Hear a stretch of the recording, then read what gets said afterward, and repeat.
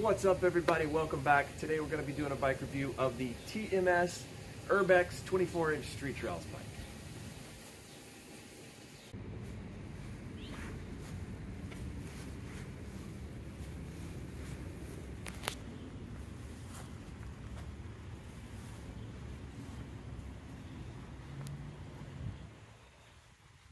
So, TMS Urbex. If you type Urbex into your search engine, you'll get a bunch of videos and websites dedicated to urban exploration. So it's not a bad name for a street trials bike, because you're doing a bunch of urban exploration on your bike. Now, why did I get this bike? Well, it's got a bunch of unique features for a street trials bike, or for bikes in general, really. And curiosity got the best of me, I guess, and I wanted to see if some of those features were actually worth it. The geometry is pretty good for me. 985 on the wheelbase, plus 30 on the bottom bracket, which is kind of interesting. I think it's the highest of any street trials bike you can get at the moment.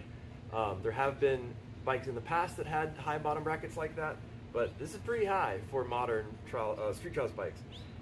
It's got this weird rear brake setup. We'll get to that. And it's also got internal cable routing, which is pretty rare for a street trials bike if it's not carbon. And a couple of other little things, but the 362 on the chainstay, which is good for me, 74 degrees on the head angle, also I like. So it's very similar in geometry to my Crew Cruise Guilty, which I really love. So I wanted to try it out, so I got one. I ordered it just as the frame and then built everything else. So it's pretty much just a frame and fork review. All the other parts are the way I run them on all my other bikes, really. So let's get into what makes this one special. So first up has got to be this brake adapter. Disc brakes, pretty standard on all street trials bikes nowadays. And the adapters, they have to go back here somewhere. So this one has the brake adapter integrated between the seat stay and the chainstay. Not the first time it's been done. There's been other bikes that have done this. And then the Champagne, the bike before this one, the aluminum TMS before this one, had this same setup, and I actually wanted one of those, but I didn't get one because they were all sold out by the time I got around to getting one. When they introduced this one, it had the same brake setup. I was like, okay, it must not suck if they're using it again. So I was like, I'll try it and see what it's about. Yeah, I'm over it already. It's impossible to get to this bolt. It's impossible. You don't have to set up your brakes very often. Typically, you only set them up in the beginning, and then when you have to change pads, if you can't change from the top like this one, you don't have to get to it very often, but you do have to get to it occasionally, and it's going to be a pain every single time you want to get to it. And this this brake mount actually needed to be faced a little bit to make it perfectly square when I got the frame, so getting a facing tool in there, no fun at all. I'm assuming you'd probably need a really specialized facing tool to really do it. I just had the Park tool facing tool, and it didn't really fit in there. But it's square now, and it works. It only went out of adjustment once or twice after the initial setup, and now it's pretty solid. I've been riding it for about a month now. But you see, it's got a weird way to route the hose, and I don't know. It's not really worth it. I don't think it really saves you anything, because the way they have to make these stays bowed around the brake mount would be just the same if you just had it straight with a little strut support here for the brake mount and then put the brake mount on top like everybody else does it. So this one, I don't need this again. It's a nice try, but it doesn't really help you in any way, I don't think. It actually kind of makes the brake part of a structural element of the bike, because as the stresses are going back and forth with you braking, like we do in trials, you're putting stress, through the caliper itself between the stays, so that's probably not such a great idea. Anyway, so that's one of the things that makes this bike special, but I don't really need that ever again on a bike. So here you can see those curvy stays that they use to get around the brake mount and secure the rear end. It's a 135 bolt-on. They do make a through axle that only comes in black, and I didn't want a black frame, so I went with the white one. And the only difference is that it's a bolt-on versus a through axle. Yeah. So there you go. There's the curvaceousness that happens because of that wacky brake mount.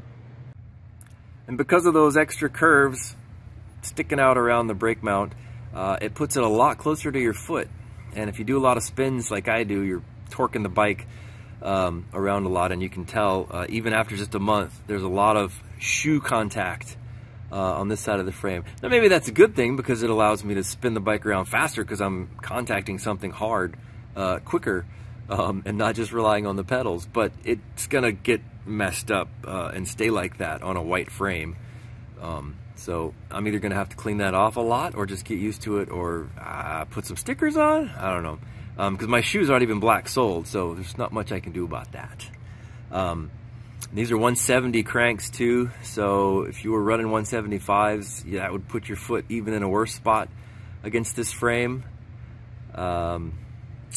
Yeah, so don't think this brake mount's really really all it's billed as.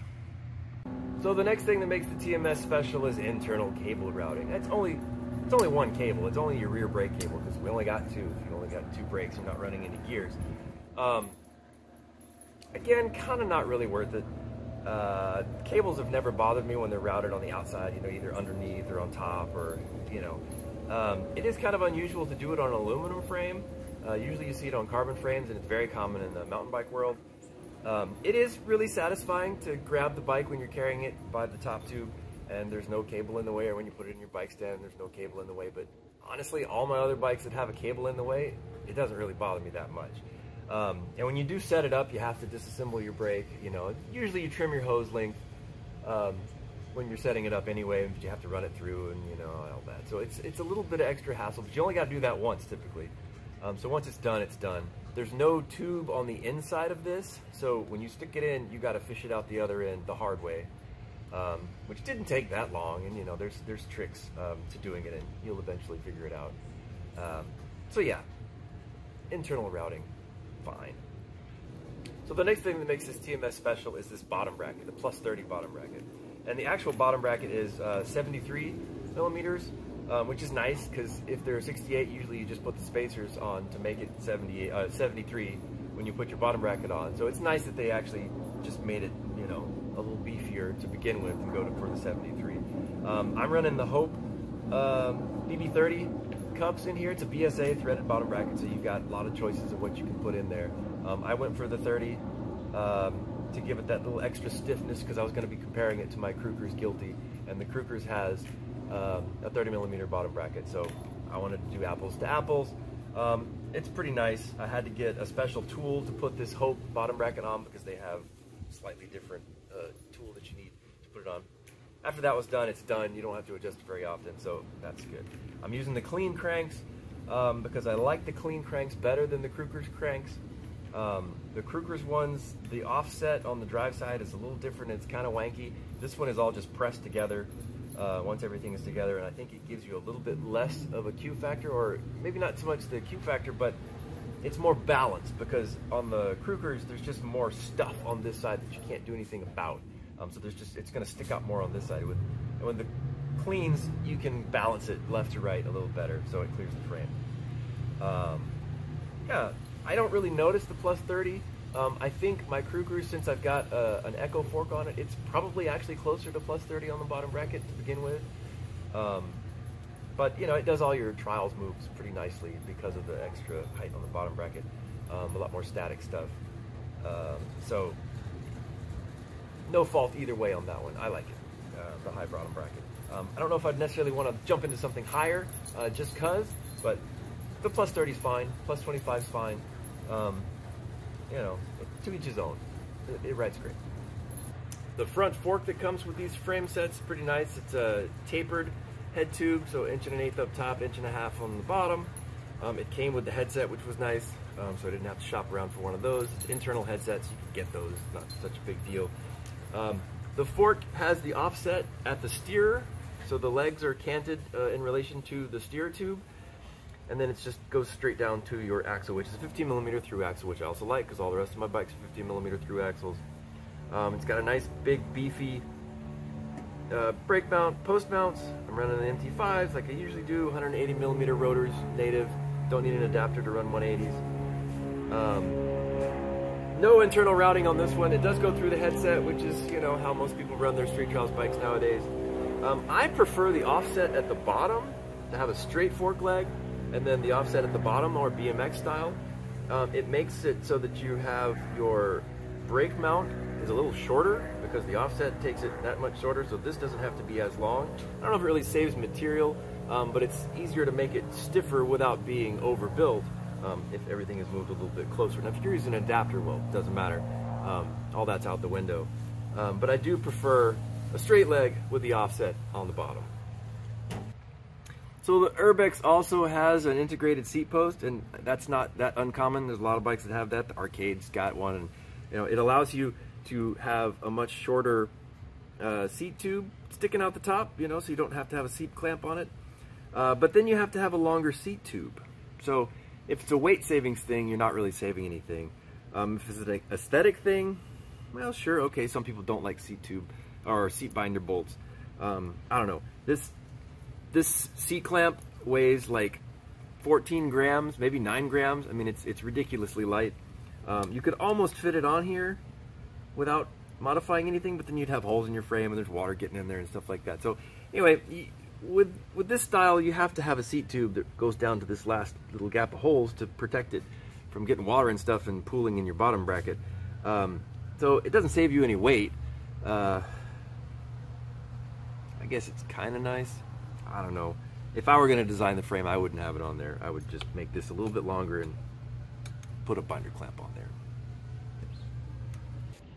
So at the end of the day, I think it's a really nice bike. It rides really well, but it's got a couple of little gimmicky things that it really doesn't need. A regular brake mount would be fine.